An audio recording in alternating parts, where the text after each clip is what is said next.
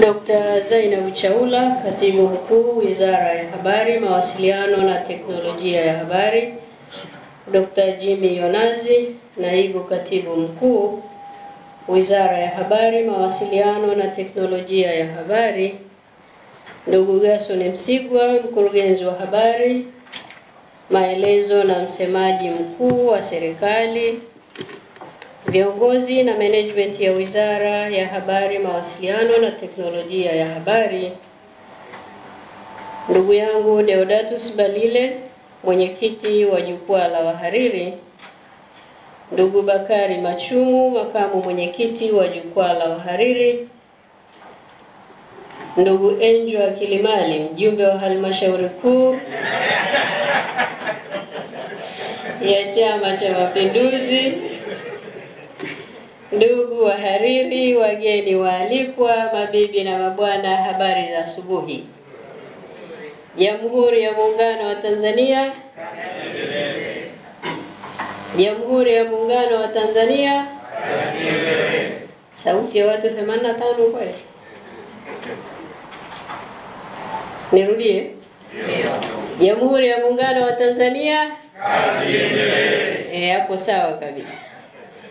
Ndugu wahariri, awali ya yote nianze kwa kumshukuru sana Mwenyezi Mungu mwingi wa rehema kwa kutujalia afya njema na nafasi, na hatimaye asubuhi hii ya leo ametukutanisha hapa kwenye ukumbi huu wa Mamlaka ya Mawasiliano Tanzania kwa lengo la kujadili kwa pamoja mchango wa sekta yetu ya habari kwenye maendeleo ya taifa letu. Pili, naomba mniruhusu nimshukuru sana Mheshimiwa Samia Suluhu Hassan, Rais wa Jamhuri ya Muungano wa Tanzania, kwa kuniamini na kuniteua kuisimamia wizara hii yenye wajibu mkubwa wa kuratibu na kuendeleza sekta ya habari, mawasiliano na teknolojia ya habari. Naomba nimhakikishie Mheshimiwa Rais wetu utendaji uliotukuka, kwa pamoja tunaweza. Aidha, niwashukuru sana nyinyi ndugu zangu washiriki wa mkutano wetu huu ambao ni wahariri wa vyombo vyote vya habari ndani ya taifa letu. Ushiriki wenu kwenye mkutano wetu huu ni ushuhuda wa utayari wetu kwa pamoja wa kuona sekta yetu ya habari inakuwa na mchango mkubwa kwenye maendeleo ya taifa letu. Kama waziri mwenye dhamana na sekta hii, napenda kuwahakikishia ushirikiano mwema na wenye maslahi mapana kwa watu wetu na taifa letu, tukianza na sisi wenyewe tuliopo hapa ndani. Ndugu wahariri, niwaombe pia mniruhusu niwashukuru viongozi wenzangu katika wizara yetu kwa ushirikiano mkubwa na wa dhati ninaoupata kutoka kwao tangu nilipoteuliwa kuingia kwenye wizara hii na kuapishwa tarehe 13 ya mwezi wa 9 mwaka 2021. Nimshukuru sana Dr. Zainab Chaula, Katibu Mkuu, mama wa vitendo, ambaye yeye hutamani kuona matokeo yanayoonekana. Nimshukuru Naibu Katibu Mkuu Dr. Jimmy Yonazi, ni mtendaji wa kimya kimya lakini anayehitaji pia kuona matokeo. Nimshukuru sana mwandishi, msanifu na mhariri yeye mwenyewe ndugu yangu Gerson Msigwa kwa usimamizi madhubuti kwenye eneo letu hili la habari, maelezo, lakini kuisemea serikali yetu. Aidha, nimshukuru Mheshimiwa Rais wetu kwa kuikamilisha safu ya uongozi wa wizara yetu jana alipomwapisha naibu waziri wangu Engineer Mhandisi Kundo Andrew Baada ya kukamilika kwa safu hii, tukaona wizara yetu inatajwa kwa kuanza na habari. Na sisi tukasema tulipokamilisha sasa safu yetu, Mheshimiwa Rais wetu katukamilishia safu yetu, tuanze na kipande hiki cha mwanzo kabisa cha wizara yetu habari. Na tuanze asubuhi ya leo kukutana nanyi wahariri wa vyombo vyetu vya habari. Naibu waziri wangu alitamani kuwepo na sisi hapa, lakini tumegawana, ameelekea Dodoma kwa ajili ya majukumu ya kibunge. Tunataraji kuanza bunge wiki ijayo, kwa hiyo yeye ameelekea kushughulika na kamati za bunge. Kwa hiyo niwaletee salamu zake pia. Ndugu wahariri, lengo kuu la kukutana leo hapa kama ilivyosemwa mwanzo ni kujitambulisha kwenu sisi uongozi mzima wa wizara yetu ya habari, mawasiliano na teknolojia ya habari, na hasa mimi waziri nilikuwa sijakutana nanyi. Tunaonana tu kwenye mitandao, tunaonana kwenye magazeti yetu, kwenye television zetu, lakini kasema ni muhimu tupate siku ya leo tukutane na mnitambue kama mwenzenu, mwanahabari mwenzenu, muhariri mwenzenu, mtangazaji mwenzenu, na mwandishi wa habari mwenzenu, lakini pia mpiga picha mwenzenu. Ndio kazi niliyotumwa na Mheshimiwa Rais wetu, mama yetu kipenzi cha Watanzania, Mama Samia Suluhu Hassan. Akanambia, Asha, tunakutuma nenda ukayabebe yote haya, ukayaishi haya, na niwaletee salamu zake za upendo wanahabari wote. Anawasalimu sana na ana imani kubwa na sisi wana tasnia hii ya habari. Ameniambia niwaambie imani yake kwetu ni kuona mchango wetu kwenye maendeleo ya taifa letu, kwenye ukuaji wa uchumi wa taifa letu unaongezeka, na sisi uwezo tunao. Kwa hizi ndio salamu zake, naomba kwa pamoja tuzipokee na tuanze kufanya kazi kwa pamoja ili tumdhihirishie utayari wetu huu kwenye mchango wa maendeleo ya taifa letu.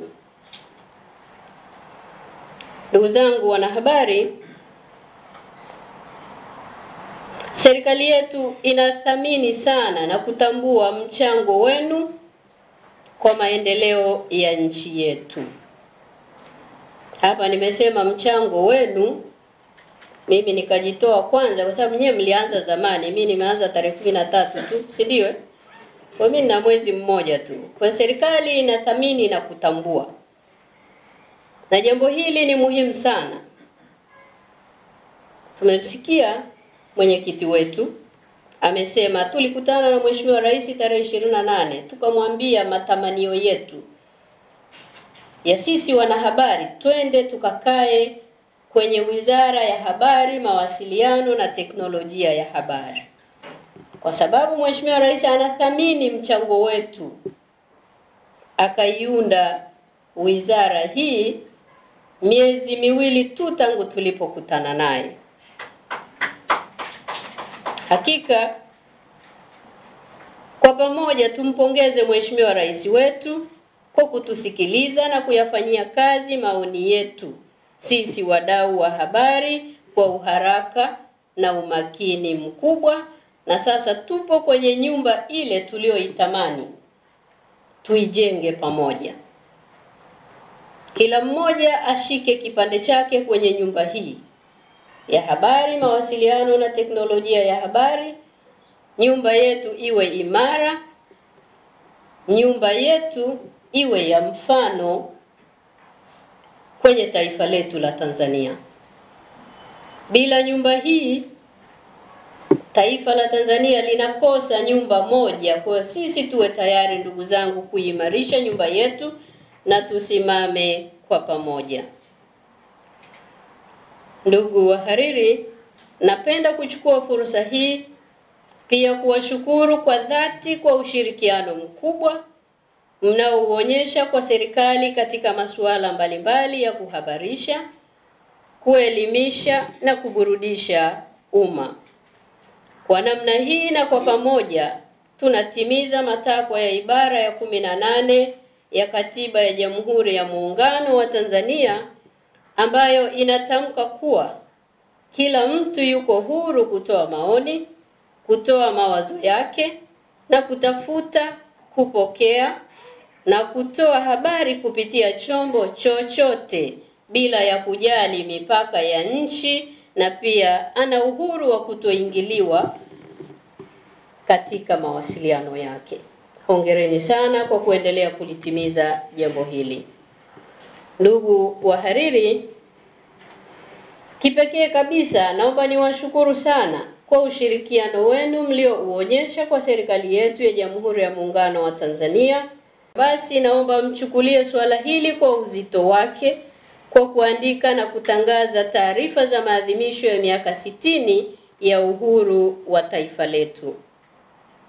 Ndugu wahariri, ili kutimiza haya, Waziri wa Nchi Ofisi ya Waziri Mkuu, ambayo ndiyo ofisi inayoratibu sherehe za maadhimisho haya, Mheshimiwa Jenista Joakim Mhagama atakutana na vyombo vyote vya habari ili kutoa ratiba ya shughuli hizi kuanzia tarehe 1 mwezi wa 11 mwaka 2021. Hivyo nawaomba sana tujipange kwa pamoja kwa kuteua waandishi wa habari waandamizi na makini watakaofanya kazi za habari katika maadhimisho haya.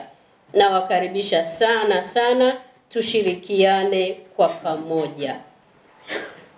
Ndugu wahariri, ninatambua kuwa sekta hii ya habari inasimamiwa na sheria mbalimbali ikiwa ni pamoja na sheria ya huduma za habari namba 12 ya mwaka 2016 ambayo pamoja na mambo mengine inaweka utaratibu wa kisheria na mfumo wa kitaasisi kwa ajili ya kuratibu na kusimamia vyombo vya habari nchini, kukabiliana na changamoto zinazoikabili tasnia yetu ya habari na kuiwezesha kuwa taaluma inayotambulika kisheria kama zilivyo taaluma nyingine.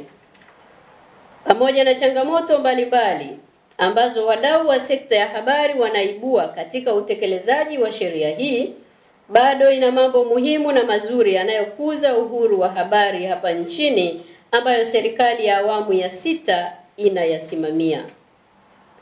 Pamoja na maendeleo ya teknolojia ya mawasiliano duniani ambayo yameleta mifumo ya kidijitali ya utangazaji kwa njia ya mtandao, wizara yangu ina jukumu kubwa la kuhakikisha vituo vya utangazaji vinatangaza maudhui yenye ubora na kuhamasisha wananchi kujikita katika masuala ya maendeleo na kuachana na kasumba na kujiona kwamba sisi hatuwezi. Watanzania tunaweza. Tunapaswa kuzingatia sheria, kanuni na miongozo ambayo inatolewa ili tutangaze maudhui yenye viwango vinavyotakiwa. Ndugu wahariri, ninatambua kuwa Mheshimiwa Samia Suluhu Hassan, Rais wa Jamhuri ya Muungano wa Tanzania, alishakutana nanyi tarehe 28 mwezi wa 6 mwaka 2021 ambapo mlipata fursa ya kueleza changamoto mbalimbali zinazokabili tasnia hii ya habari. Aidha, natambua kuwa mlishakutana na Mheshimiwa Kassim Majaliwa, Waziri Mkuu wa Jamhuri ya Muungano wa Tanzania tarehe 20 mwezi wa 5 mwaka 2021 pale Morogoro, ambapo mlipata fursa ya kueleza changamoto za tasnia hii ya habari kabla ya kuhamishiwa katika wizara yetu hii. Kwa nyakati tofauti pia natambua mmewahi kukutana na Mheshimiwa Innocent Lugha Bashungwa wakati akiongoza iliyokuwa Wizara ya Habari, Utamaduni, Sanaa na Michezo. Naomba niwahakikishie kwamba wizara yangu inazitambua na imezichukua changamoto zote mlizowahi kuwasilisha na inaendelea kuzifanyia kazi kwa kasi inayostahili. Hivyo tuendelee kushirikiana wakati changamoto na maoni haya yanaendelea kufanyiwa kazi. Niwahakikishie tu kwamba changamoto hizi zitashughulikiwa kwa maslahi mapana ya pande zote mbili na taifa letu, na hakuna atakayeumizwa na chochote tunaposhughulikia changamoto hizi. Ndugu wahariri, ofisi yangu na watendaji wangu ndani ya Wizara ya Habari, Mawasiliano na Teknolojia ya Habari tupo tayari wakati wowote kupokea maoni mbalimbali kutoka kwenu na wadau wengine wa sekta hii kwa lengo la kuboresha mazingira, sheria na kanuni zetu ili sekta hii iweze kutekeleza majukumu yake kwa ufanisi na weledi wa hali ya juu. Ametoka kusema hapa mwenyekiti wetu ndugu Balile, na alisema ndugu yetu Gerson Msigwa kwamba leo tumeanza na wahariri wa vyombo vya habari. Ninatambua tasnia hii ina wadau mbalimbali.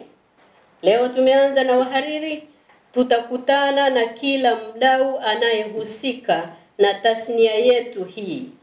Na mwisho tutakutana na makundi yote kwenye kikao kimoja ili tuongee kwa pamoja yale yanayotuhusu kuitengeneza tasnia yetu ya habari ilete mchango wake kwenye ukuaji wa uchumi wa taifa letu. Kwa hiyo niwaombe tu tuwe tayari makundi yote pale tutakapowaomba kukutana wajitokeze, tukutane tuongee kwa pamoja ili tunapoyashughulikia mambo mbalimbali ndani ya tasnia hii tuyashughulikie kwa ujumla wake. Kama ni sheria, basi sheria yetu tuirekebishe kwa kuyapokea maoni ya wadau wote wa tasnia ya habari.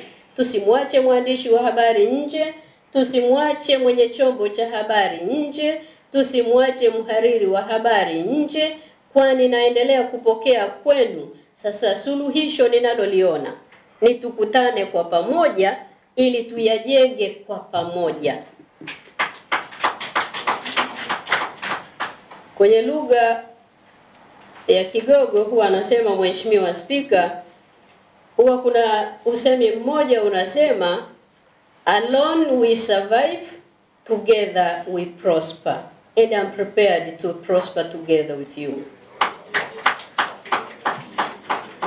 Kwa ndugu zangu, baada ya maneno haya ya utangulizi, naomba sasa niwakaribishe ili mwenye maoni tuseme, na hasa kwa siku ya leo tukisema zaidi jinsi gani tunasherekea uhuru wetu wa miaka 60 itakuwa bora zaidi, lakini tukiwa na mengine hatuzuiwi kuyasema, tuyaseme huku tukitambua, amesema mwenyekiti wetu hapa ndugu yangu Balile kwamba tayari tulipokutana kwenye kikao cha tarehe 10 mwezi wa 10 na viongozi wetu tulikubaliana muandike andiko linalochanganua masuala yote, na mkasema nyinyi wala sio sisi kwamba mtalikabidhi andiko hilo tarehe 15 mwezi wa 11 mwaka huu tayari kwa kuanza mwendo wetu wa pamoja.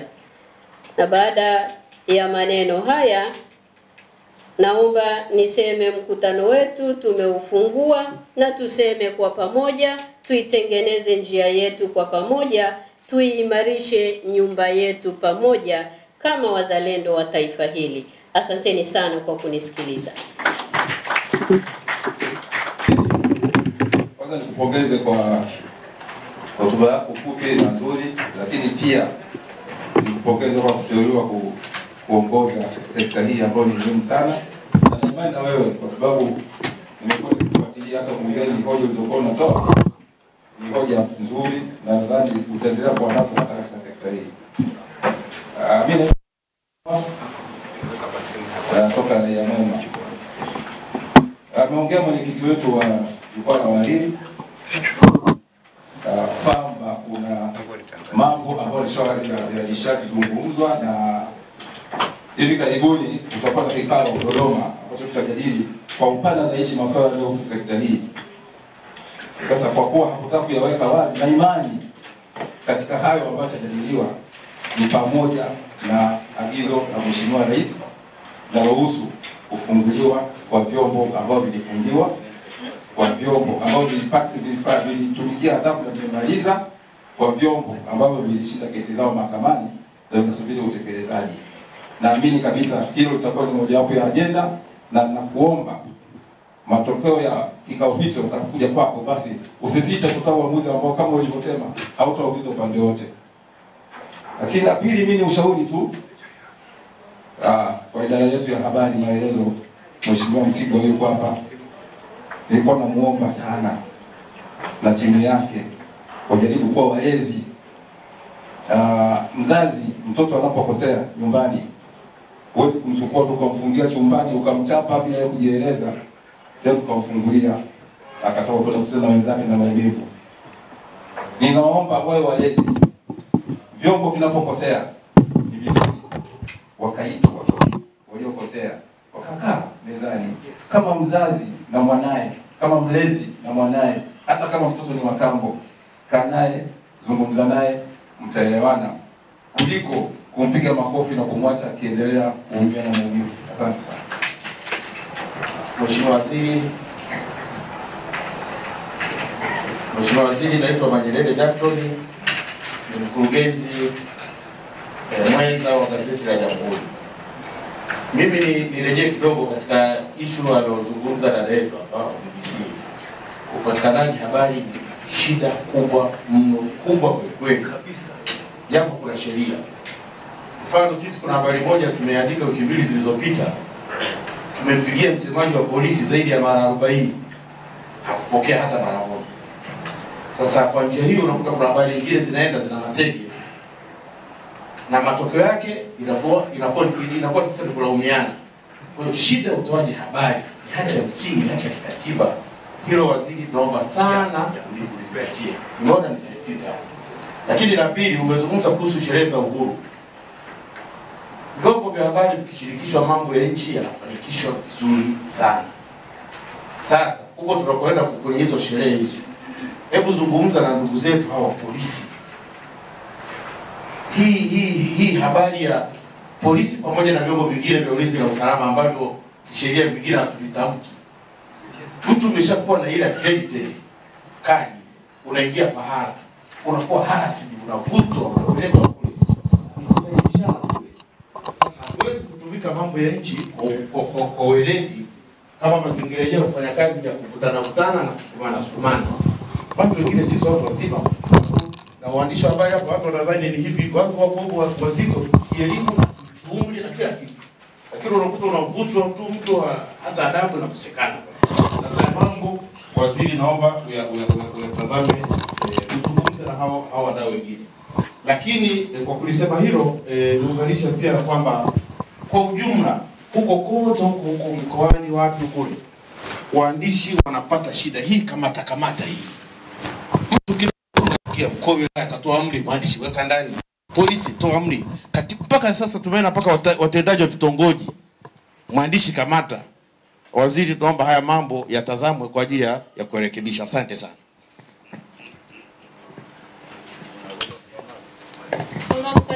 Asante Mheshimiwa Waziri. Kuna mambo mawili mimi na kuzungumzia haswa. Itambulisha kwanza kaka. Samani. Mimi naitwa Abubakar Liongo. Nataka kuzungumzia eneo haswa la upande wa radio. Radio imebaki kuwa chombo kikubwa kinachotegemewa katika kutoa habari. Lakini kumekuwa na matatizo sana katika radio station zetu. nilikuwa naomba wizara iwe na mikakati makususi kabisa ya kuhakikisha kwamba vijana wetu katika redio mbalimbali wanapata mafunzo ambayo yatawafanya watekeleze majukumu yao kama inavyostahili, kwa sababu sasa hivi kumekuwa na ubabaishaji mwingi sana. Lakini la pili, dunia sasa hivi imeelekea haswa katika teknolojia hii ya mitandao. Kwa hiyo nilikuwa naomba wizara iangalie, na huko ndiko kuna ajira haswa, vijana wengi wanapata ajira. Wengi hapa nimekaa naona kuna kijana anatengeneza habari zake akiwa hapa. Sasa kama kuna uwezekano wa kupunguza kodi ya vifaa hivi ambavyo vinasaidia katika hii sekta ya mitandao, mfano kuwa na redio za mitandao, kodi ipunguzwe ili vifaa vile viwe bei rahisi na vijana wapate ajira, lakini wawe wanapata mafunzo, wafanye kazi zao kwa kufuata sheria, kanuni na taratibu za uandishi wa habari. Asante sana. Asante sana. Mheshimiwa Waziri, nashukuru sana kwa nafasi hii.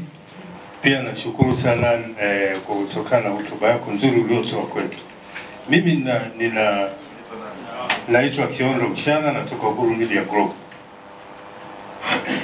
Mimi nina swali la muhimu. Kwanza, tatizo langu liko katika sheria ya kufungia vyombo vya habari. Tatizo langu linakuwa pale, pamoja na kwamba Balile amesema kwamba hilo litazungumzwa labda tukutana na wanasheria, lakini kinachonishangaza ni kwamba hivi mtu anapofungia chombo cha habari kinakosa gani? Mimi sijajua mpaka leo. Aliyefanya kosa ni mhariri, aliyefanya kosa labda mwandishi. Unakifungia chombo chote ambacho kule ndani kuna madereva, kuna watu wa IT, wamekosa nini? Kwa hivyo ukifunga maana kwamba wafenja. Mimi nakumbuka, sisi ni wazee kidogo, tunakumbuka wakati wa Mwalimu Julius Nyerere alipokuwa mhariri wa gazeti la Uhuru. Kuna watu ambao walifanya makosa wakati ule, wengine ni mawaziri, wengine hadi leo wanafanya kazi ya waziri. Aliwashughulikia wale na wote wakaenda, wengine wakaenda kusoma, wengine wakaenda upinzani. Hakugusa gazeti kwa sababu anajua lile halikuwa na kosa. Wenye makosa ndio wanaoshughulikiwa. Nauliza, kama umeteuliwa kwa waziri wa wizara yoyote, hivi waziri akifanya kosa ni yeye anashughulikiwa au inashughulikiwa na wizara na wadau wote? Mnafunga wizara nzima na wadau wake, wafanyakazi, watoto wanakwenda shule hawana ada kwa sababu ya kosa la waziri. Mimi nadhani tufikirie hili jambo kwanza. Kama aliyefanya kosa ni waziri, ashughulikiwe waziri, lakini si wizara. Na kwa hivyo vyombo vya habari visifungwe, wanaoshughulikiwa wale ni wale wanaoviongoza. Hata dereva wa kawaida anayeendesha basi hivi akigonga watu alafu akaua, hivi ile gari linakosa? Aliye na kosa ni dereva, ndiye anayeshughulikiwa. Kwa hivyo naomba katika mikutano yenu, hasa waziri wetu ambaye ninakufahamu sana, nadhani mawaziri wengi wanapoingia katika wizara hawaangalii upande sheria zinazowaumiza wadau, wanaangalia mambo mengine. Hebu fikieni kwanza, angalia zile sheria. Wadau kwa nini wanalalamika kwamba wanaumizwa na hizi sheria? Zizungumziwe na nyie mtukubaliane, kwa sababu kosa sio lenu, kosa ni hiyo sheria. Na hiyo sheria kwa nini yani kila wakati anaingia waziri mpya anaendelea kuitumia bila kuangalia kwamba inaumizaji wadau. Kwa hiyo nashukuru sana, naomba hilo liangaliwe. Asante. Niko magazeti ya Mwananchi. Mwenzangu Abubakar Liongo alizungumzia hiyo akitaka kuboreshwa kuwe na weledi. Mimi nataka nizungumzie jambo moja la ujumla. Sasa hivi dunia inaingia kwenye digital transformation. Tumehama. Kuna mabadiliko ya transformation ya kidijitali sasa hivi. Ukiangalia vyombo vingi vya habari, baadhi bado tuko kwenye analog. hatuja transform vizuri kuingia katika kupambana na misukosuko ya kihabari ya kisasa. Sasa ningetamani kuona mkakati wa pamoja wa wizara na wadau wa habari katika kuiangalia huu mwelekeo mpya wa kihabari, kwa sababu tunaweza tukawa tunapitwa na wakati, tunafanya mambo kizamani sana wakati dunia imebadilika, iko katika mtazamo na muktadha mwingine kabisa. Sasa hivi tuko kwenye 4th Industrial Revolution, lakini ukiangalia newsroom zetu nyingi bado tuko kianalogi. Tunaifikiria gazeti kizamani. Sasa hivi kuna mambo mengi sana yamebadilika. Sasa tuwe na mkakati wa pamoja. Hapa siwezi kusema tukawa na jibu la pamoja, lakini ni jambo ambalo nadhani kama wadau wa habari tukikaa pamoja tukaanza kufikiria, tukaona mbele wenzetu wanafikiria nini, dunia inaelekea wapi katika kuchakata na kusambaza habari, inaweza ikatusaidia sana na tukaondoka katika baadhi ya lawama ambazo wakati mwingine ni katika ujuzi tu ambao umetuzunguka na tudhani kufikiri kizamani. Asante sana. Niungane na wenzangu kupongeza kwa kuteuliwa kwako kuwa waziri pamoja na meza kuu. Mimi nilikuwa na ombi natoa ombi hili si kwa sababu nimetumwa na mtu, bali natoa kwa sababu ya uzoefu ambao nimepata sehemu ambako nimekuwa nikifanya kazi. Hapa tunazungumzia malengo ya tasnia kuboreshwa katika vikao vitakavyofanyika baadaye. Moja ya changamoto ambazo nimeiona imekuwa ni, nadhani ni utaratibu ulioko serikalini katika masuala ya utumishi, ambao kwangu mimi nadhani umekuwa ni kikwazo kwa waandishi wa habari kujiendeleza. Huku nyuma mwandishi wa habari amekuwa ni yule ambaye anatambulika kama mtu aliyesoma katika vyuo vya waandishi wa habari masuala ya habari peke yake, lakini kwa lengo la kutaka kuongeza maarifa, hapa katikati kuna watu walijiongeza wakasoma masomo mengine zaidi, kwa mfano sheria, masuala ya diplomasia na vitu kama hivyo. Na wakati wa ajira zinapotangazwa hasa serikalini, baadhi ya taasisi zimekuwa zikitangaza nafasi kwa kurejea kwamba mtu anaweza akaomba uandishi wa habari akiwa pia na degree ya sheria au ya masuala ya uhusiano wa kimataifa na vitu kama hivyo. Lakini hivi karibuni kuna watu wameathiriwa na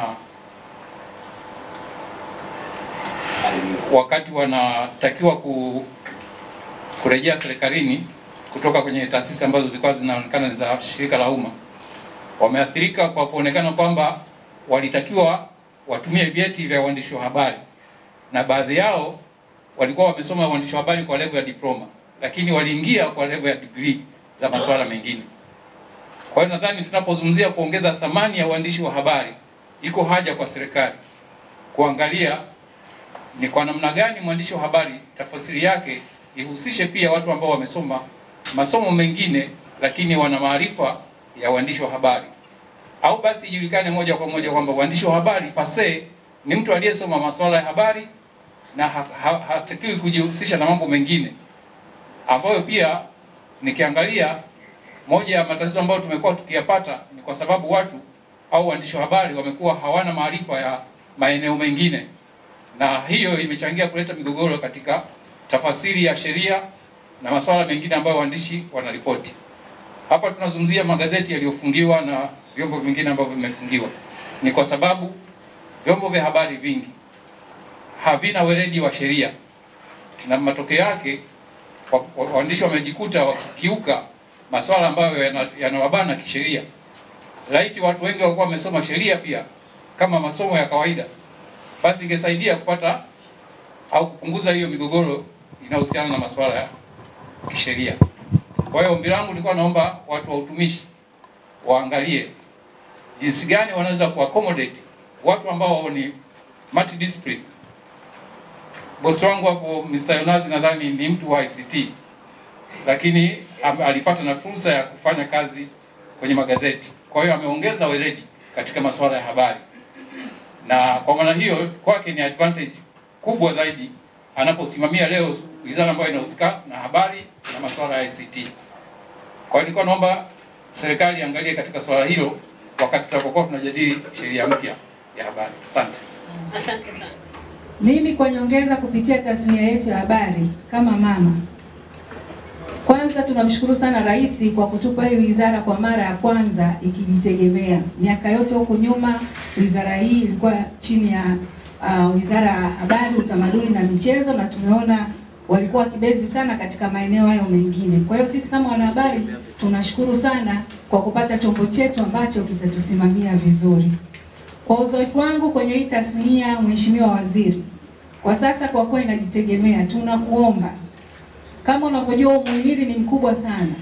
Bila habari nchi haiwezi kusonga mbele. Sisi waandishi wa habari ndio tunazipeleka mbele zile ajenda za serikali. Lakini huwezi amini, tasnia hii wengi wao kipato chao ni cha chini sana sana. Wanafanya kazi kubwa, lakini ukija kwenye maslahi hayako vizuri. Kuna waandishi wenzetu wengine hawana bima ya afya, hawana michango ile ya NSSF kupitia huko ambako wanakofanyia kazi. Yote haya ni kutokana na kutokuwa na pesa ya kuongoza katika vyombo mbalimbali vya habari. Kwa hiyo mama, tunakuomba mtengeneze mpango ambao kama inawezekana kuvisimamia hivi vyombo vizuri kiuchumi, ili viweze wale ambao watakaobahatika kufanya kazi kwenye hivi vyombo vya habari, basi na wenyewe wawe na uwezo vizuri kiuchumi na waandishi wao waweze kufanya kazi vizuri.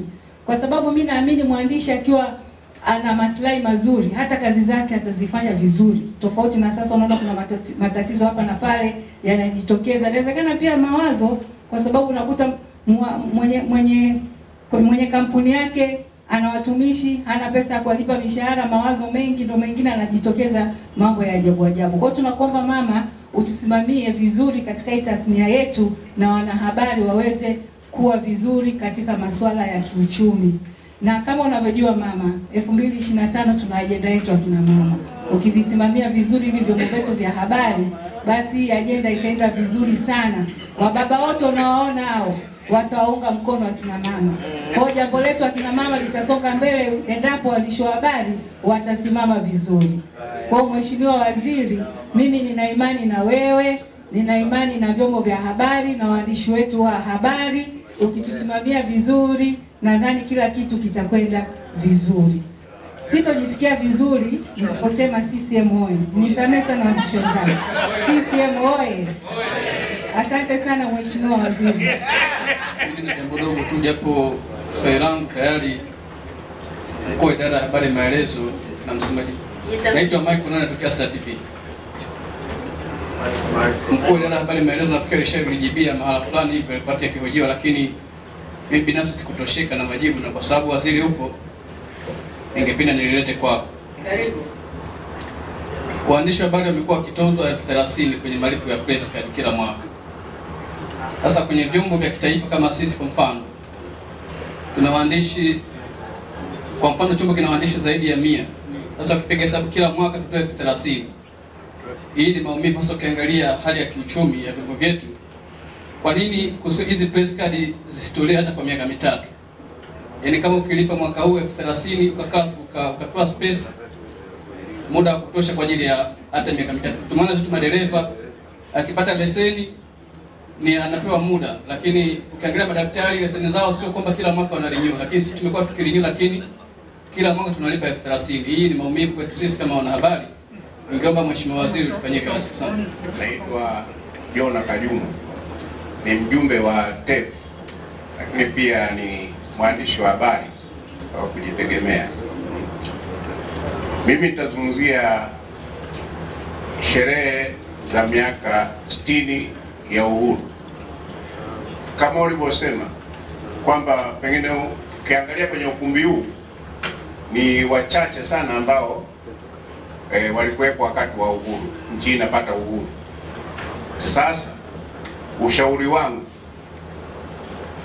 wapo waandishi wa habari wakongwe ambao walikuwepo wakati wa uhuru, taifa hili linapata uhuru, nikiwemo mimi, wapewe majukumu maalum au upendeleo maalum katika kuelezea mafanikio. Kwanza mwanzo tulitoka wapi, tunapata uhuru, mafanikio mpaka hizo sera zote zilizokuwa zinatangazwa, sijui siasa za kilimo, azimio la Arusha, mpaka hapa tulipofikia.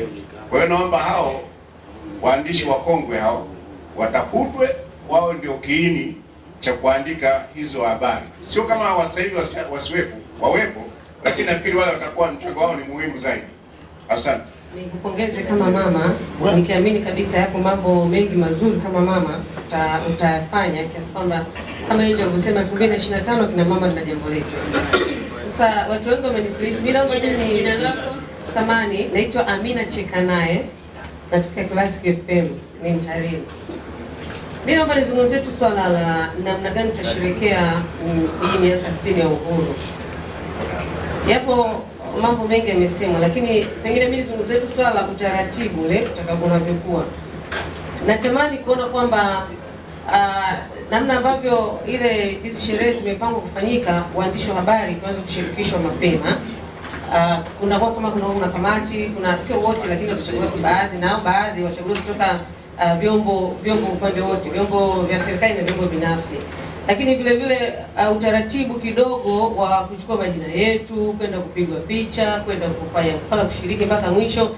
Anatamani vile vile utaratibu ungebadilika kidogo. Yaani siku 2 kabla tu tumeshapiga picha tayari, tumeshajiandaa vizuri, na kama maadhimisho yanafanyika mkoa fulani, basi ni vizuri. Mimi nashauri kwamba watumika waandishi wengi kutoka mkoa ule kuliko ule utaratibu ambao kuna utaratibu unatumika sasa. Kama tukio linafanyika Kigoma, basi tunatoka waandishi wengi Dar es Salaam, wakati Kigoma wapo waandishi wengi. Yaani ni vizuri wakapewa kipaumbele kwanza waandishi wa Kigoma, alafu kama tunaona hatutoshi ndio tutatoka wengine kutoka huku Dar es Salaam. Kiukweli kabisa huwa nasikitishwa sana kwenye sherehe za kitaifa pale ambapo waandishi wa habari wa nje wanapewa kipaumbele kuliko sisi wa ndani, hasa wapiga picha. Yaani nikifika kwenye kupiga picha nasema jamani, ndugu zangu, poleni sana. Maana ni wanahangaishwa. Simama. Lakini unakuta mwandishi wa habari unamwona sasa huyu wa nje, huyo yaani usumbufu sio kama sisi tunaopewa. Tunaomba hapo kidogo parekebishwe ili tusherekee vizuri maadhimisho ya mwaka huu. Asanteni. Mimi nina mawili. Moja ni kuhusu hii miaka 60 ya uhuru. Wengi wamezungumza mengi, ila natamani tufanye mapema zaidi kutumia vyombo vyetu vya habari vilivyopo hapa Tanzania kufanya kampeni maalumu ya kuhakikisha tunaitangaza vyema miaka yetu 60 ya uhuru. Chombo ambacho nakisisitiza kwa umuhimu wa kipekee kabisa ni pamoja na uandishi wa habari za mtandaoni, kwa sababu pale tuna uwezo wa kuiambia dunia nzima kuhusu taifa letu na miaka 60 ya uhuru. Tuanze kampeni mapema ya kufanya vitu mbalimbali vya tofauti ambavyo vinamueleza Mtanzania historia ya taifa letu, vile vile vinaeleza dunia historia ya taifa letu, hasa kwa kutumia vyombo hivyo vyote, lakini hivyo hasa kwa sababu najua vinaweza kufikia dunia nzima. Jambo la pili ambalo ninalo ni kuhusu uandishi wa habari wenyewe. Mheshimiwa Waziri pamoja na timu yako, tunaomba sana utusaidie katika hili. Kibidi hata kushirikiana na wizara husika, nadhani itakuwa ni Wizara ya Elimu. Kuna hiki kitu cha knowledge based na competence based. Ukiangalia vyuo vya cheti pamoja na stashahada, wenyewe viko vizuri katika kutoa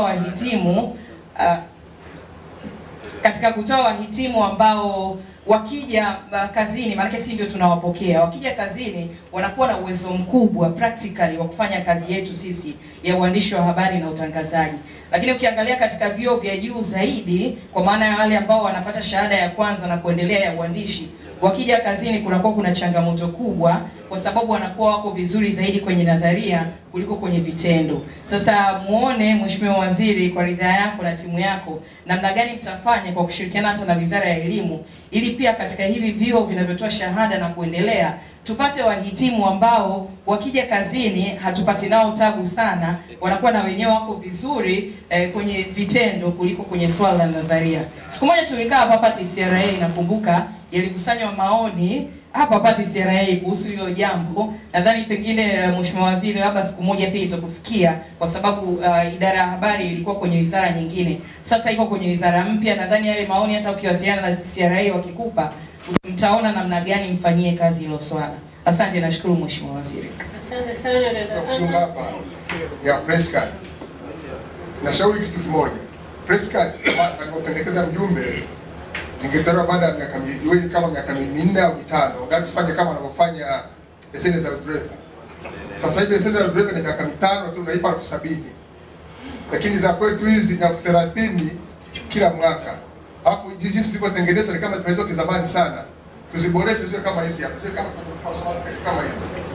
Yaani zilivyo ukiloa na mvua kila kitu kikikwisha. Kwa kama hii inakuwa ni rahisi sana.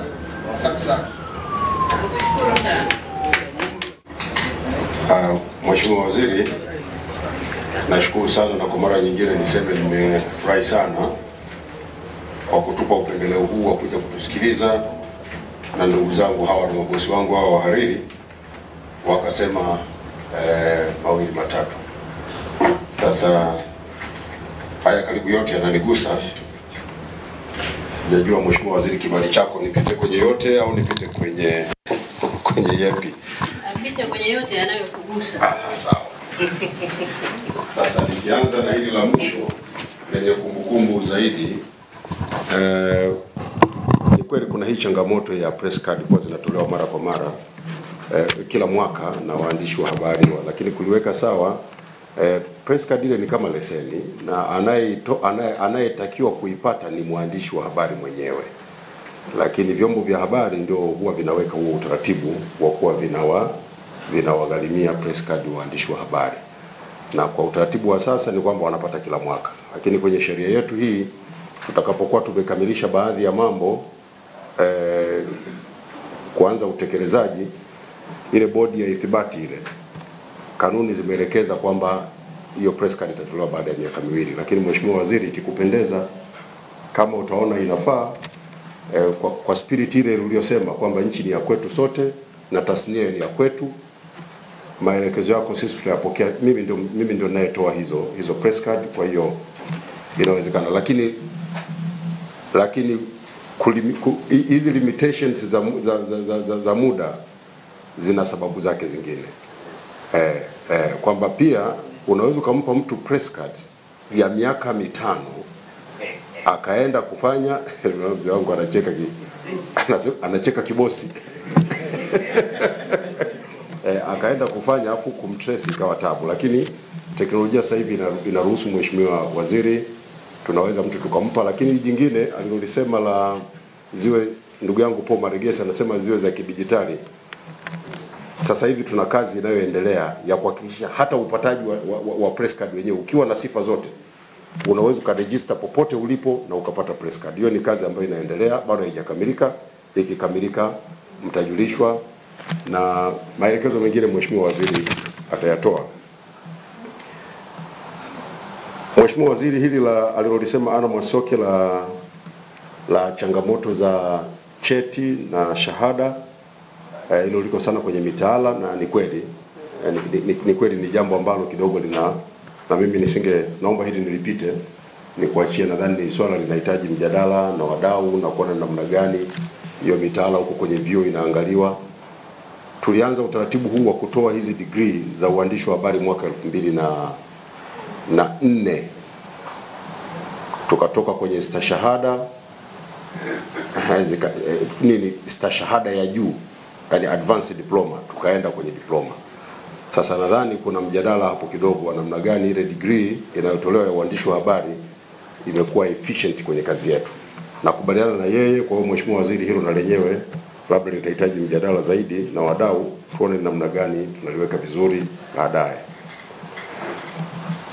Hili la miaka 60 hili ningependa kulijibu Mheshimiwa Waziri. Ushirikishwaji, kwanza tumepokea haya maoni ya kupanua zaidi, lakini kuanzia tarehe 1 baada ya Mheshimiwa Jenista kutangaza, tutakuwa na press conference mfululizo ambazo mawaziri watakuja kuzungumza katika sekta mbalimbali juu ya hatua ambazo nchi yetu imezipiga kwenye miaka 60, na kama alivyosema Mheshimiwa Waziri, na changamoto zake. Na waandishi wa habari mtashiriki kwenye hiyo mikutano, mtaulizwa maswali, mtapata taarifa. Lakini pia hili lingine la kuunda timu maalum, tumeandaa sisi mkakati wa mawasiliano kuelekea kilele cha hii miaka 60 ya uhuru. Tutawashirikisha, na hayo mawazo Mheshimiwa Waziri nimeyapokea. Hili lingine la waandishi wa habari wa Kongo wapewe majukumu maalum, tunalichukua hilo ni la kutekeleza. Tunao kwenye mkakati lipo. Kwa hiyo tutawatafuta maafisa wangu, naomba tuwasiliane waliopo hapa tupate kabisa mawasiliano yao. Tutafurahi sana kupata maandiko yenu ili tuyajumuishe, kwa sababu tunaandaa sisi idara ya habari maelezo jarida linaitwa Nchi Yetu. Litakalotoka linalofuata baada ya hili lililotoka juzi litakuwa ni mahususi kwa ajili ya miaka 60 ya uhuru. Kwa ndugu zangu, muwe huru. Hata hao tutakaochukua majina hapa, na kama kuna mwandishi wa habari mwingine yote ana kitu anataka kukiandika, tumieni vyombo vyenu, tumieni platforms zenu, lakini mkitaka mlete pia huku kwetu kwenye jarida letu hilo, na tutakuwa tuna majarida ya mtandaoni na vitu vingine vingi. Nikiwa na mkutano wangu nitawaambia vyote. Leo sitaki nimalize muda wa Mheshimiwa Waziri. Nitawaambia hayo, tutayapokea na tutashukuru sana kuyapata.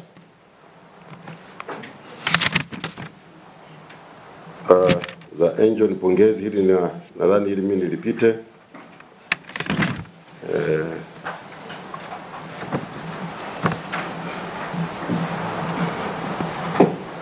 Kusomea mambo mengine, hili pia Mheshimiwa Waziri labda nikuachie, nadhani ni swala la mjadala mpana zaidi huko.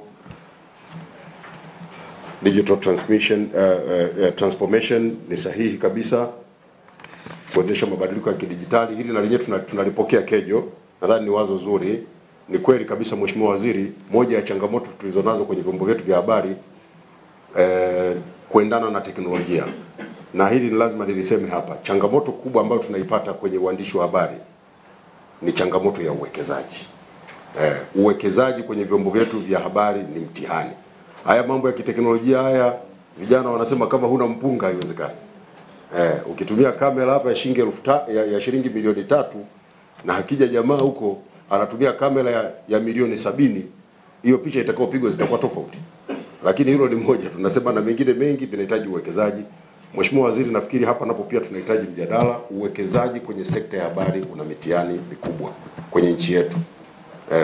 Wengi wanakuja, lakini ndio hivyo, tuongee kidogo, tukipata tutalipana, tukipata tutanunua vifaa. Sasa hiyo ndio inakuja kuathiri, lakini ni jambo ambalo mimi mwenyewe nimejipa hiyo kazi ya kubadilishana mawazo nao, kwa sababu serikali haiwezi kuja kuanza kujenga vyombo vya habari, kujengea mzee Kulangwa pale ile studio la gazeti lako, sijui kamjengee sijui nani. Hiyo sidhani kama inaweza kuwa moto, lakini kwa pamoja tunaweza tukajadili, tukaona ni namna gani tunaweza tukafanya kwenye neno. Na mengine, maoni mengine ya kakaangu Mike Mushi, walishaandika barua, ni kweli waliileta, na mimi nimeshazungumza naye, nilitaka apite sasa kwenye channel. Sasa bahati mbaya tulikuwa kwenye kipindi cha mpito, nadhani barua yake imekwenda kwenye kule tulikotoka. Kwa hiyo katibu mkuu ni kuahidi kwamba nitawasiliana na Mike Mushi, tutaileta hiyo barua kwako ili uweze ku-internalize. Ili la kufungia vyombo vya habari, tayari kweli. Na mimi nimeahidi kulea. Lakini nimwachie Mheshimiwa Waziri atajibu. Jambo moja tu niwaombe ndugu zangu, tuzingatie sheria. Mimi nimesema siku zote wananitukana kwenye mitandao, mimi navumilia na ngozi ngumu. Natukana sana. Unaitwa kabisa, hii mbuzi inasema nini? Lakini ndugu zangu, duniani kote tukubaliane. Nyinyi mzee Kulangwa upo hapo. Hakuna aliye juu ya sheria. Tufanye mambo yetu, tupo huru, tuandike habari zetu, tufanyeje. Hata mimi sipo huru kuvunja sheria. Na mimi siwezi nikakaa hapa nikawadanganya kwamba eti jamani nyinyi sikizeni, mimi mkurugenzi wa habari maelezo, kwa hiyo nyinyi fanyeni mnavyotaka tu. Nitakuwa nawadanganya.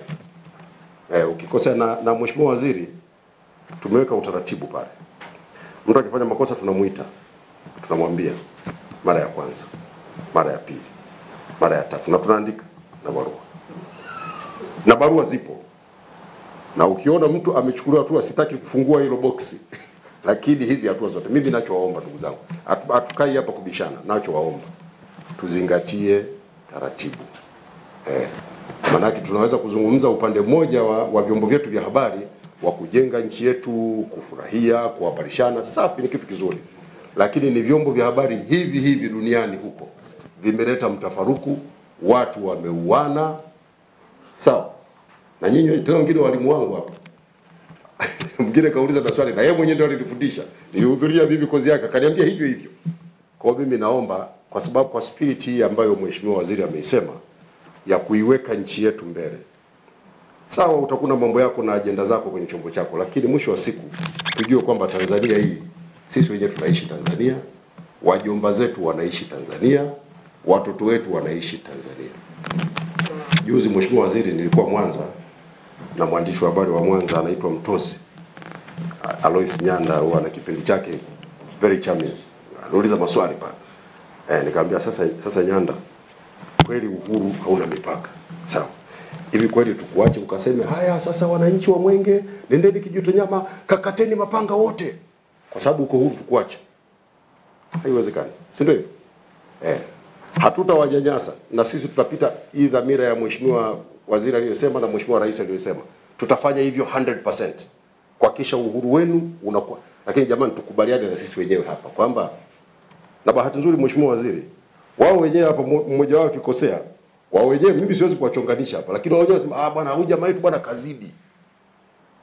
Wenyewe wao wanasema uzuri, unajua hawa nao ni Watanzania. Kwa hiyo wao katika level zao huwa wanaona kabisa huyu jamaa anakotupeleka sasa anatuharibia. Mimi sitawataja hapa, lakini napata hayo kutoka kwenu nyinyi wenyewe.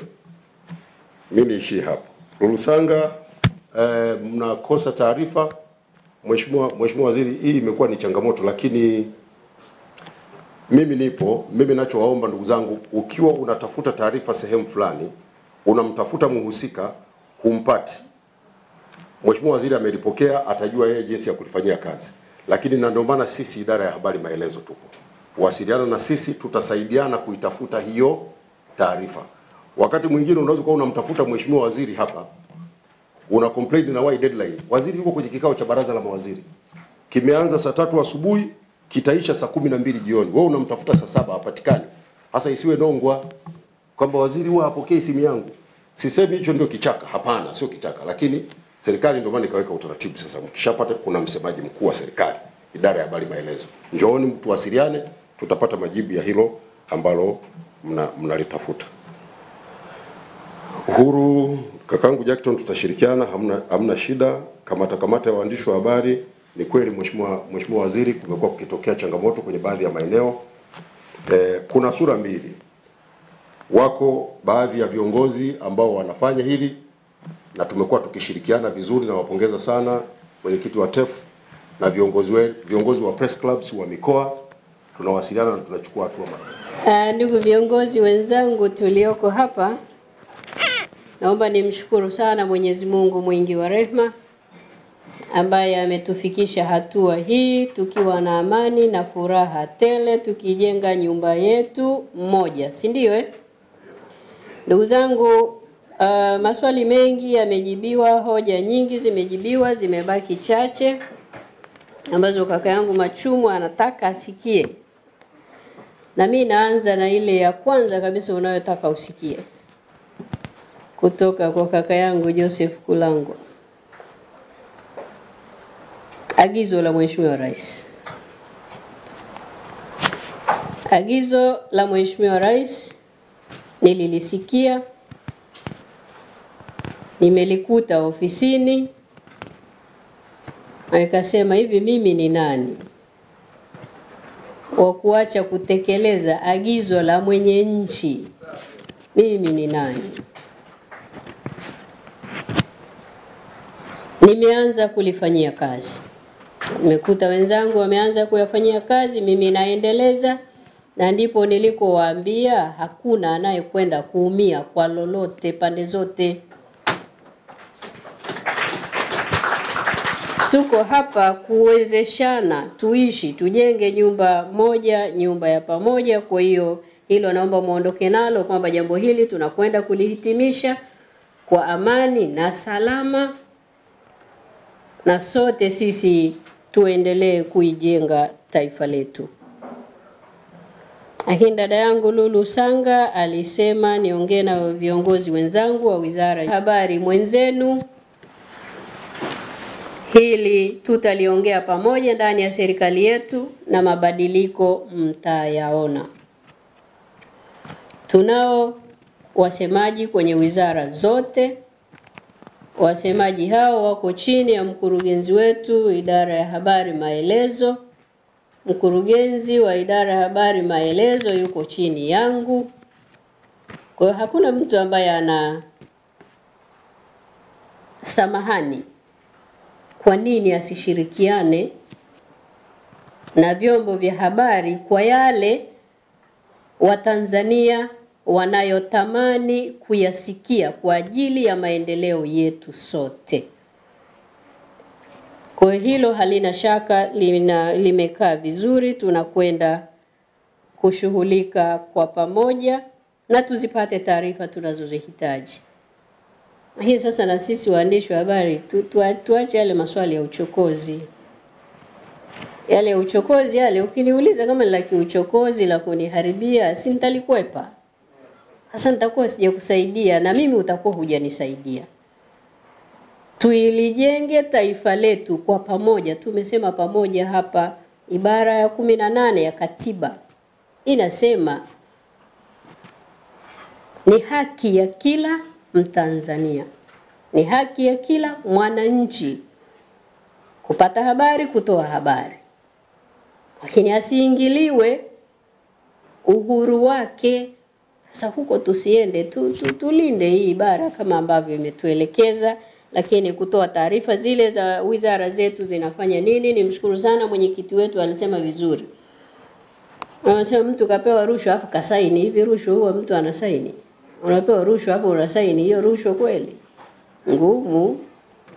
Kwa hiyo lazima tuone hapo tunakwendaje. Unataka kujua nini? Kwa hiyo ndugu zangu, hiyo mimi naahidi kama nilivyosema tangu mwanzo kwenye hili sitowaangusha. Nimeaminiwa na sitaki kumwangusha aliyeniamini. Sherehe za uhuru miaka 60, waandishi wa habari kusukumwa, hili pia tunasema hapana. Sisi ni watu wenye profession yetu na mwenyekiti wetu amesema vizuri, we want to bring back professionalism. Ndio alichokisema. Sasa if we are profession, kwa nini mtusukume? Hapana. Mimi mwandishi mwenzenu niko tayari kuwatetea popote pale kwenye haki. Na sisi tuwe na sehemu yetu ijulikane. Afika hapo unanisukuma unafanya hapana, hii hatutovumilia, na mimi siko tayari. Sababu mimi ni mama, mimi ni mlezi, lazima niwalee wanahabari wenzangu. Kaka yangu Abubakar Liongo, mikakati mahususi ya kuwapa mafunzo, amesema vizuri katibu mkuu wetu. Tunayo mikakati sahihi kabisa na sambamba, na ndio maana tunataka andiko lenu lile liainishe kwa mapana yake kipi tufanye ndani ya tasnia yetu hii. Tuwajenge vijana wetu, na mwenyekiti wetu kasema vizuri, tuwatumie hawa wenzetu, wazee wetu kwenye tasnia hii, kuwajenga vijana wetu. Tuchanganye ili tutoke na kitu ambacho ni super, na waandishi tuendelee kuwa super ndani ya taifa letu. Lakini jambo la pili, ulisema zipunguzwe kodi ya vifaa kwenye sekta ya mawasiliano. Hili linakwenda na ile la ndugu yangu Mushi alilosema kwenye vyombo vyetu ambavyo ni vya online, bei ziko juu, kodi. Sasa mfumo wa kikodi huwa una taratibu zake, na hili niombe sana ili tuwezeshane, tusio tunasubiri mpaka mchakato unafika mwisho afu tunabaki kulalamika. Hapana. Kuanzia tarehe 1 Disemba ya kila mwaka tunaanza mchakato wa kushughulikia mfumo wetu wa kikodi kwa mwaka husika. Hili naomba tuandike yale yote tunayoona yanatupa shida, yanatuletea changamoto kwenye kazi zetu. Vyombo vipi kutokana na kodi hii? Ainisha. Usiliandike kwa ujumla, ainisha. Kuna kodi 1, 2, 3 kwenye vyombo vyetu inasababisha bei iwe juu. Liwasilishe kwa katibu mkuu Wizara ya Fedha na Mipango, lakini katibu mkuu Wizara ya Mawasiliano na Habari apate nakala. Kwa hiyo niwaombe sana tufate mchakato huo ili tuingie kwenye mfumo mzima wa kikodi. Naambiwa hapa hili liko kwenye mchakato na mtajulishwa, lakini mimi bado nasisitiza liandikeni nyinyi mlioko site. Lipelekeni kwenye mfumo halisi. Tunaweza likashughulikiwa kwa mfumo mwingine, mkifika pale mnaambiwa mmeshachelewa. Imekuwa pale ndani ya serikali, Wizara ya Fedha, unakuta kabisa mnakwenda sasa kwenye mjadala wa mwisho na kamati ya bajeti mwezi wa 5 ndio mtu anakuja na andiko lake huko nje tayari na hutosaidika. Lakini ukianza mapema tarehe 1 kwa dhamira njema ya serikali, tarehe 1 Disemba tunaanza mfumo ule. Peleka kwenye sekta husika ya fedha, lakini sekta yako iwe na taarifa. Tunapokwenda kwenye kikao cha mwisho, sisi wenye sekta tuwasemee nyinyi ndugu zetu. Kwa sababu tumesema tunataka tusafiri kwenye chombo kimoja, nyumba yetu ni moja. Nyinyi msipofanikiwa kuwa na vyombo vizuri, na mimi kama waziri sitofanikiwa. Na mimi siko tayari msifanikiwe. Kwa hiyo na sisi tuipate ili tunapoingia kwenye kikao kama serikali tuijadili kwa pamoja, tuiwasilishe kwa pamoja, kwenye kamati ya bajeti tukaseme pamoja na tuweze kupata vyombo ambavyo vina bei tutakayoweza kuihimili. Ili la kisheria kama alivyosema mwenyekiti, andiko ndio suluhisho hapa. Tarehe 15 wasilisha, sisi tushughulike pamoja, sheria ipi tunaitaka kwa maslahi mapana ya wote. Na commitment ya Mheshimiwa Rais wetu, hakuna anayekwenda kuumizwa hapa. Hatuna sababu ya kuumizana. Sisi ni Watanzania, hili ni taifa letu, tunalijenga pamoja. Kueleteni andiko letu twende sasa. Na mwenyekiti amesema vizuri, makamu mwenyekiti, tulisema msiliandike kiujumla jumla, nenda hapa tunataka hivi kwa madhumuni haya. Hicho huwa kinakosekana na tunajikuta inatungwa sheria ambayo ni vague. Haiwezi kutekelezeka kwa sababu wadau wenye sekta husika hawakuisema wanataka nini specifically. Kwa maslahi mapana ya pande zote mbili. Kwa hiyo hili wala msiwe na shaka. Sheria, kanuni zake, mimi niko tayari kuisimamia ili tusafiri pamoja, tuijenge nyumba yetu kwa pamoja. Kaka yangu Mike Mushi umesema hilo, lakini umesema nije nizindue. Na hii barua naomba ije haraka, na nimekubali hapa na kuja kuzindua. Kwa barua itakuja tu ili kuformalize, lakini ishakubali, hakikisha inafika ili tuweze kufanya kazi kwa pamoja, tuongee kwa pamoja na vijana wetu kwenye online media. Tunawahitaji mno. Taarifa zetu zinafikaje huko duniani? Ni kupitia online media. Kwa mimi ni mwenzenu, twendeni tusafiri safari hii pamoja. Dada yangu Angel Akilimali, mjumbe wa halmashauri kuu. Huyu bosi wangu jamani, acheni tu nimtaje hivyo hivyo kwa sababu kajitaja mwenyewe.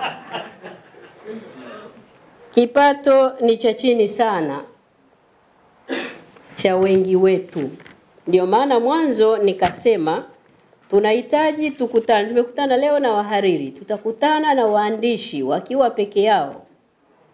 Na hiyo mje muachie waje waseme wenyewe, sawa? Msiwasindikiza, acheni waje wenyewe. Alafu tutakutana na wenye vyombo vya habari. Alafu tutakutana sote sasa. Lakini tuna andiko letu sote ili tushughulike na jambo hili. Tunapendekeza nini? Nakumbuka kwenye kikao cha tarehe 10 kaka yangu Machumwa alilisema pia kwamba lazima tuangalie uchumi wa watu wetu, muhimu mno ili uwe huru. Bila uchumi unakuwaje huru? Utanunuliwa hata kwa shilingi 500. Si huna chakula? Sasa tunataka tusafiri pamoja, tujenge tasnia, tujenge sekta yenye nguvu, yenye imara, ambayo haitikiswi kwa chochote. Sekta hii itatikiswa kwa mtu atakayegusa uzalendo wetu. Hiyo ndio sekta tunayotaka kuijenga. Atakayegusa uzalendo wetu, huyo hatutomvumilia. Na Tutafika huko tutakapokuwa tumeimarika kiuchumi na kijamii, tusafiri pamoja. Kwa hiyo naomba andiko hilo liainishe vyote hivyo, tunataka kwenda vipi. Tangu tarehe 10 ile tulielekeza hivyo, naamini andiko letu litaelekeza kipi tunataka tufanye ili tusafiri pamoja. Issue ya press card, na msemaji mkuu wa serikali amelisemea hapa, akaweka hofu yake, lakini tunakoelekea kila Mtanzania anakwenda kuwa na anwani ya makazi ya eneo lake. Tunakutambua uko kata gani kwa posti kodi yako tunayokupatia sisi Wizara ya Habari, Mawasiliano na Teknolojia ya Habari. Sisi serikali tumekupa kitambulisho cha taifa, afu tuna wasiwasi kwamba unaweza ukatumia huu wasiwasi tuondoe. Lazima mifumo hii isomane na tukusome, na hiyo press card yako nayo isomeke kwenye mfumo kama mlivyopendekeza. Uko wapi leo, unafanya nini, tunakutambua. Sasa tukishafika hapa hatuna sababu ya kuipata kwa kila mwaka. Ama tutapendekeza wenyewe. Tunataka kwa miaka 2, kwa miaka 3. Sisi ndio tunajua nini tunataka. Andikeni, pendekezeni, jambo jema ni hili, tulifanye kwa pamoja kwa maslahi mapana ya tasnia yetu na taifa letu kwa ujumla. Mimi naomba tuwaunge sana mkono. Maana wakati mwingine tukishindwa sasa hivi kuibadilisha taaluma yetu, sijui itakuwa ni lini. Anaweza kuja Farao asiyemjua Yusufu. Kwa wale ambao wanasoma Biblia, Misri ilikuwa imevamiwa na baa la njaa. Ikafika mahala Mwisraeli aliyekuwa amekataliwa katika ukoo wa Yakobo akawa uhamishoni Misri, ameuzwa kama mtumwa. Sasa sitakwenda mbali zaidi, lakini aliota ndoto yenye masuke 7. Mwisho wa siku akaamua kutafsiri ile ndoto ya mfalme Farao. Akamwambia kwamba kuna njaa inakuja, lazima tuhifadhi chakula. Dunia nzima iliponea Misri na katiza kwa sababu ya muda. Sasa yule Farao alikuwa anajua alichomtendea Yusufu. Aliendelea kumwenzi na akamfanya msaidizi wake mkuu. Sasa hata sisi hapa, Mheshimiwa Waziri alivyokuja na anavyozungumza, naona ni Farao anayemjua Yusufu. Yuko tayari kuvilea vyombo vya habari, yuko tayari kushirikiana na vyombo vya habari, kuzungumza na vyombo vya habari. Kwa hiyo nihitimishe wakati namshukuru, na sisi sasa wanahabari tusije tukaharibu. Maana ukibebwa shikilia. Sasa ukianza kung'ata aliyekubeba mgongoni, una wembe unakata ile mbeleko kidogo kidogo, yeye hana habari kwamba unaikata, mwisho wa safari unaanguka barabarani. Jamhuri ya Muungano wa Tanzania. Macho Media, thamani kwa wote.